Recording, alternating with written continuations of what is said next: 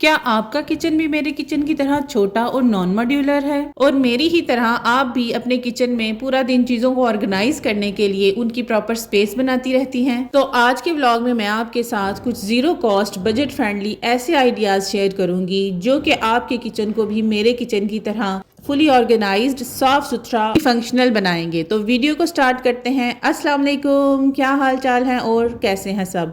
उम्मीद करती हूँ सब खैरियत से होंगे। अल्हम्दुलिल्लाह मैं भी ठीक ठाक हूँ। नॉर्मली ना हर चूल्हे के साथ इस तरह 3 बर्नर्स होते हैं और ये जो दरमियान में छोटा बर्नर है ये तो बहुत कम यूज़ होता है ना? बहुत कम यूज़ होता है ना?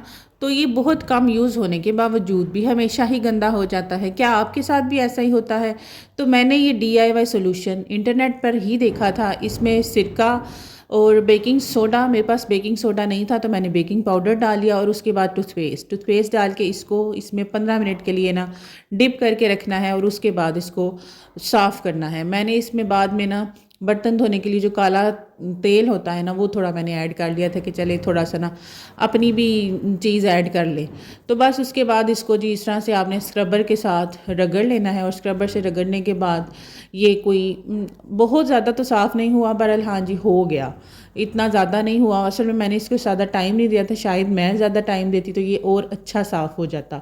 तो बस इसको ना आपने अच्छे से रगड़ रगड़ के साफ़ करना है और ये आपका एटलीस्ट 90% तो साफ़ होगा। तो बस इसको फिर इसके साफ़ करने के बाद वॉश कर लिया। ये जो इसकी साइडों पे अब कालफ जी जम गई है ना, ये लास्ट टाइम तो मैंने जो अपना DIY सोल्यूशन बताया था वो उससे तो हो गई थी लेकिन इससे नहीं हुई।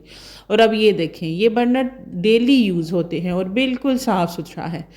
तो ये मैंने अपने DIY सॉल्यूशन से किया था। अगर आप उसकी वीडियो देखना चाहें तो मैं लिंक डिस्क्रिप्शन बॉक्स में डाल दूंगी, आप उसको ज़रूर देखिएगा, आपको उससे भी बड़ी ज़्यादा टिप्स मिलेंगे।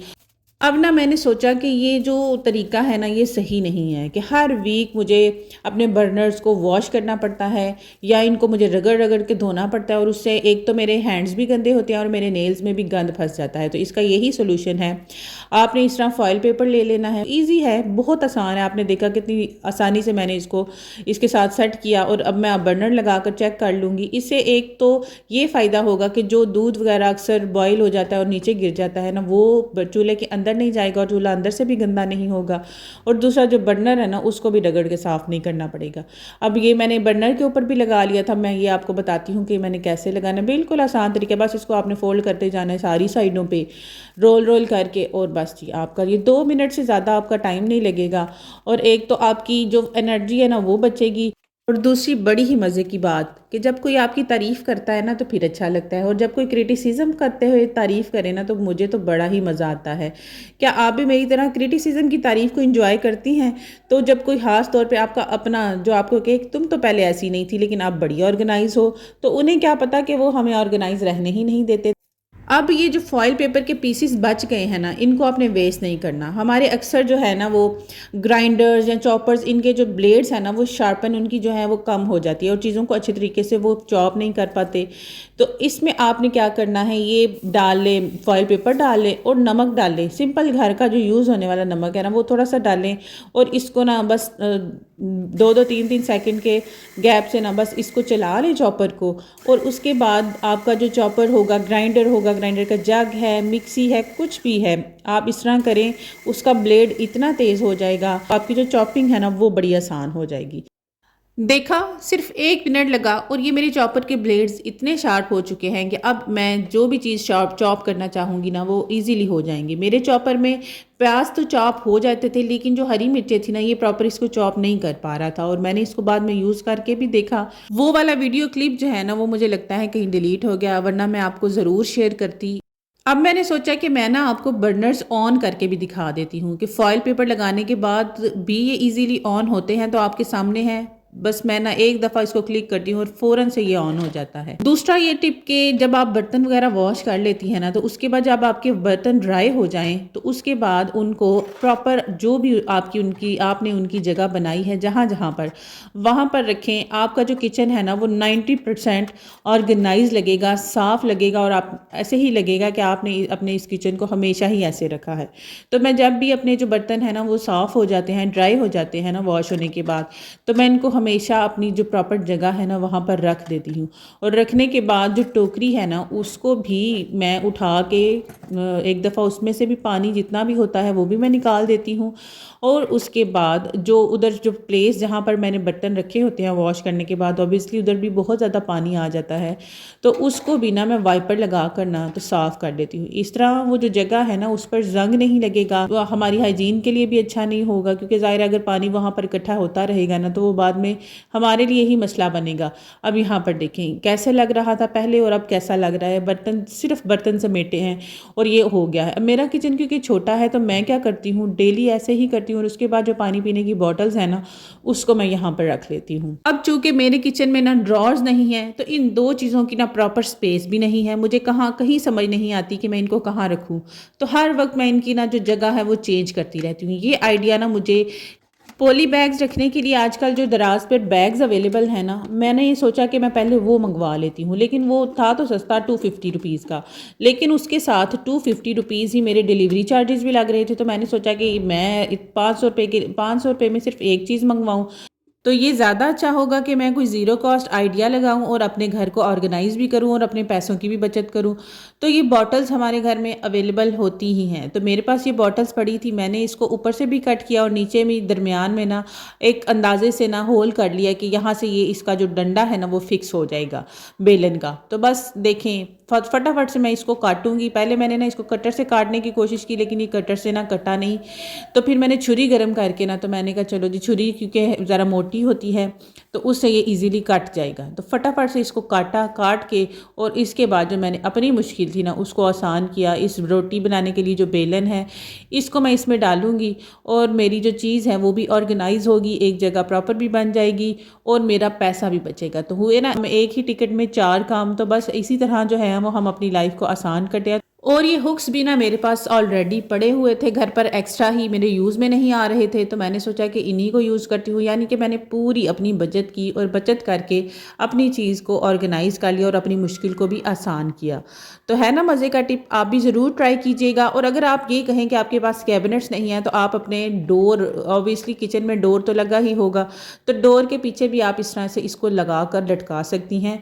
एक तो वो आपकी चीज़ छुपी रहेगी और दूसरा आपका किचन फंक्शनल भी होगा, आपके लिए चीज़ें हैंडी होंगी, इजीली आप इसको पिक कर सकेंगी और इजीली आप इसमें वापस डाल भी सकेंगी।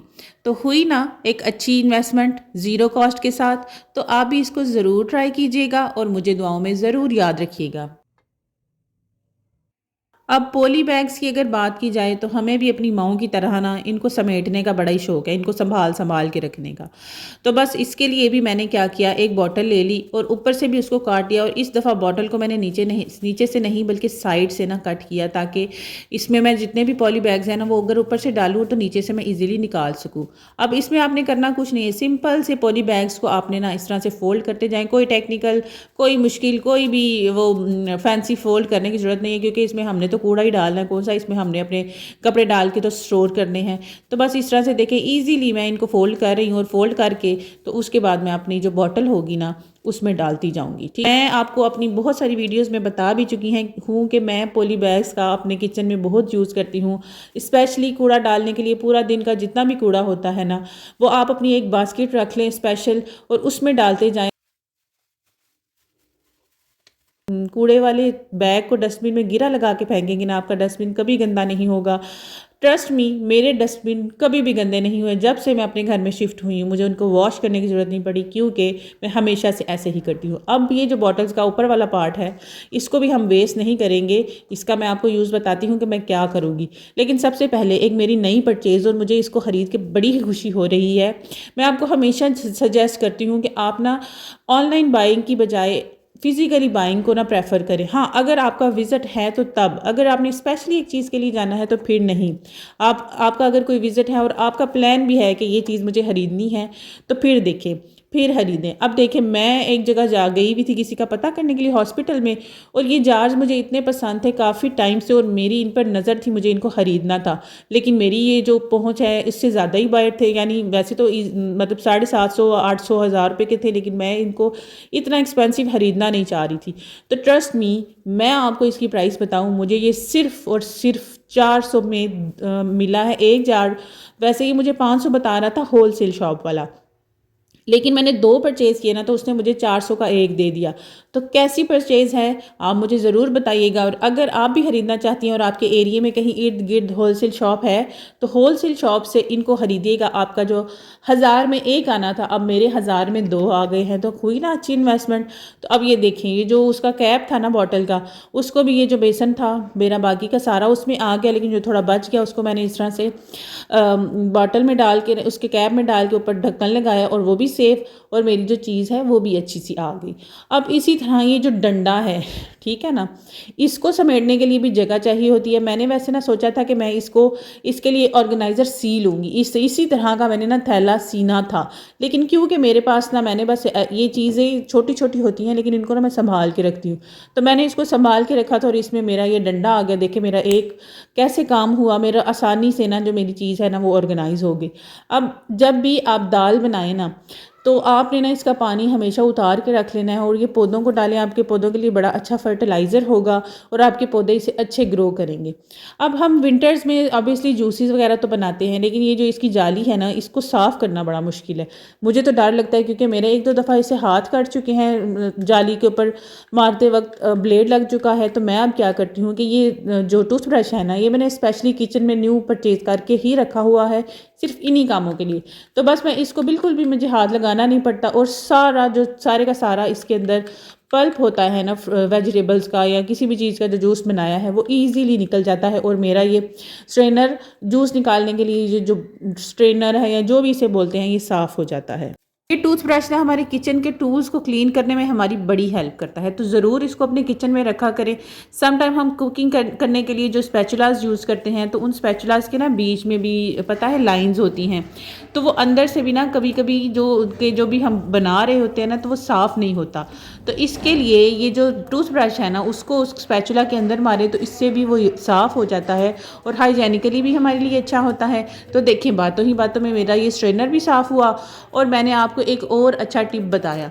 उम्मीद करती हूँ आपको मेरी आज की वीडियो पसंद आई होगी। अगर पसंद आई है तो प्लीज़ मेरे चैनल को लाइक, शेयर और सब्सक्राइब ज़रूर कीजिएगा। बीइंग अ सिंगल मदर, मेरी ये छोटी सी कोशिश आपका मेरी वीडियो को देखना मेरे लिए बहुत हेल्पफुल हो सकता है। तो प्लीज़ मेरे चैनल को लाइक, शेयर और सब्सक्राइब ज़रूर कीजिएगा और मुझे ज़्यादा से ज़्यादा सपोर्ट करें, अपने फ्रेंड्स एंड फैमिली में शेयर करें, ताकि एज अ सिंगल मदर मेरी आप इसी तरह हेल्प कर सकते हैं तो ऐसे ही हो। तो मेरी प्यारी बहनों, इंशाल्लाह आपसे फिर मुलाकात होगी किसी अच्छे और इन्फॉर्मेटिव व्लॉग के साथ। तब तक के लिए अल्लाह हाफिज़।